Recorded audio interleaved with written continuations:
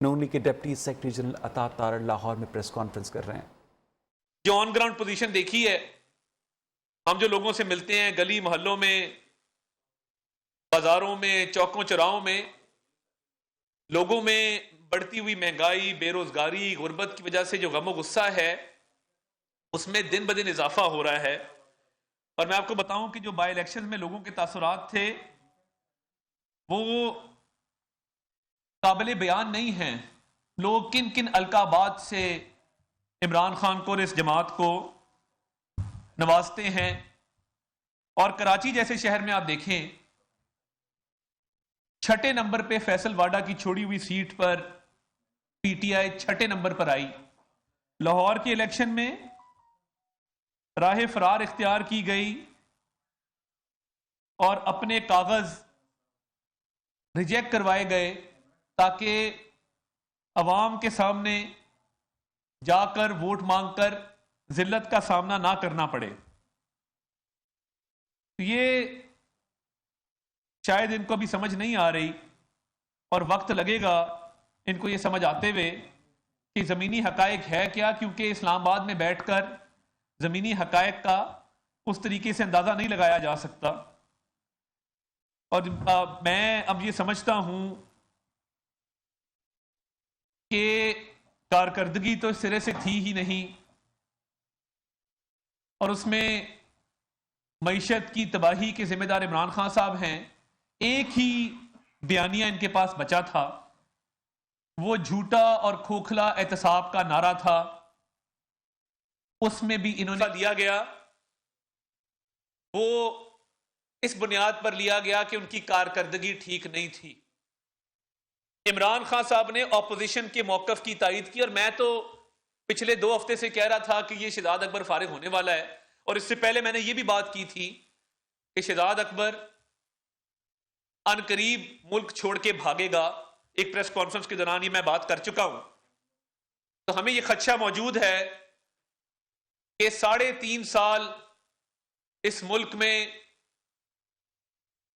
झूठे एहतसाब के नाम पर बदतरीन इंतकामी कार्रवाइयां करवाने वाला शख्स जिससे कल इस्तीफा लिया गया है, वो इस मुल्क की तबाही का बराबर का जिम्मेदार है। और मैं ये मुतालबा रखना चाहता हूं कि शहजाद अकबर क्योंकि भागने के मंसूबे बना रहा है, फिलफौर उसका नाम ईसीएल के अंदर डाला जाए।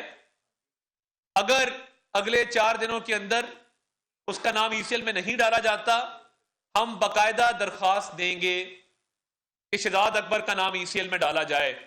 और ना सिर्फ ये जो एसेट रिकवरी यूनिट जिसकी कोई कानूनी हैसियत नहीं है, ये एसेट रिकवरी यूनिट किस कानून के तहत कायम किया गया? इस एसेट रिकवरी यूनिट के हवाले से चंद सवालात हैं कि इस एसेट रिकवरी यूनिट ने कौम का अरबों रुपया खर्चा तनख्वाहों की मद में, बैरून मुल्क दौरों की मद में, तहकीकाती जो इनका प्रोसेस था उसके दौरान, वो जो अरबों रुपया खर्चा गया है गैर कानूनी तौर पे, उसका कौन जिम्मेदार है? और वो पाकिस्तानी अवाम के टैक्स का पैसा वो कौन वापस लाएगा? इस्तीफा लेना काफी नहीं है। शहजाद अकबर के खिलाफ जेआईटी बननी चाहिए, मुकम्मल तहकीकात होनी चाहिए कि किस तरीके से इसने एसेट रिकवरी यूनिट में बैठ के एहतसाब के नाम पे जो इंतकाम का एक सिलसिला शुरू किया था, उसके अंदर कौम का जो पैसा खर्च हुआ उसकी वापसी कैसे मुमकिन होगी?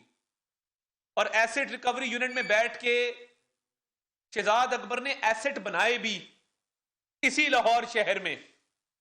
बेदिया रोड पर एक नए फार्म हाउस की तामीर की गई। ये इख्तिदार में आने से पहले या जब आप मुशीर लगे, उससे पहले तो आपका लाहौर में कोई फार्म हाउस नहीं था। तो ये फार्म हाउस आपने किन जराए से बनाया और इसको डिक्लेयर क्यों नहीं किया? ये मेरा शहजाद अकबर से सवाल है। और जो इनकी स्पेन के अंदर प्रॉपर्टी है, उस हवाले से भी वजाहत की जाए कि वो इन्होंने अपने अहलिया के नाम पे ये प्रॉपर्टी क्यों रखी हुई है। तीसरा मेरा सवाल शहजाद अकबर से ये है कि जब आपके भाई पर ये इल्जाम लगा कि वो रावलपिंडी की एक जमीन पर काबिज होने के लिए सरकारी मशीनरी इस्तेमाल करते हुए मौके पर पहुंचे थे, तो आपने उस जिले के डीसी और सीपीओ का तबादला करवाया, यानी आपका भाई गैर कानूनी काम करे और उसकी सजा इंतजामिया को भुगतनी पड़े। शहजाद अकबर के जराइम की फहरिस्त ना खत्म होने वाली है।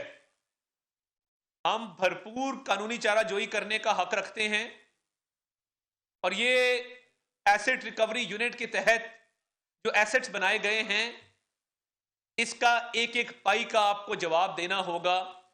इस तरह आपको भागने नहीं देंगे। आपने इस मुल्क के एक एक तबके को टारगेट किया, सहाफियों से लेकर सियासतदानों से लेकर। आपने एक सिटिंग सुप्रीम कोर्ट के जज के खिलाफ रेफरेंस दायर करवाया।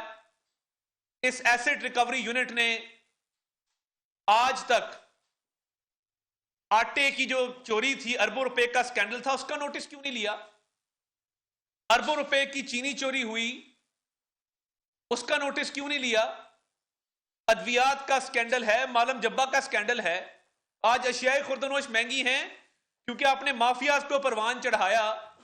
तो ये एसेट रिकवरी यूनिट का काम नहीं था। एसेट रिकवरी यूनिट ने तमाम तोपों का रुख सिर्फ और सिर्फ ऑपोजिशन पर रखा।